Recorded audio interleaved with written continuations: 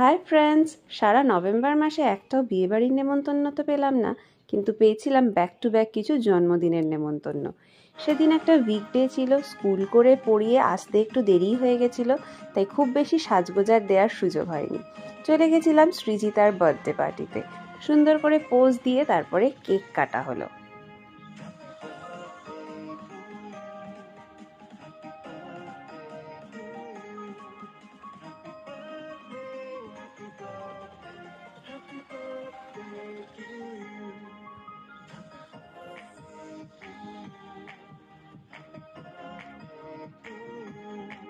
Cake cutting ceremony শেষ হতে না হতেই বসে পড়লাম ডিনার করতে। প্রথমেই দিয়ে দিল প্লেট স্যালাড, তারপরেই চলে আসলো গরম গরম এগ ডেভিল, তারপরে আসলো বাসন্তী পোলাও, যেটা কিন্তু বাসমতি রাইসের ছিল। এর সাথে ছিল পনির বাটার মশালা, চিকেন কষা, এছাড়া চাটনি পাঁপড় মিষ্টি আইসক্রিম সবই ছিল।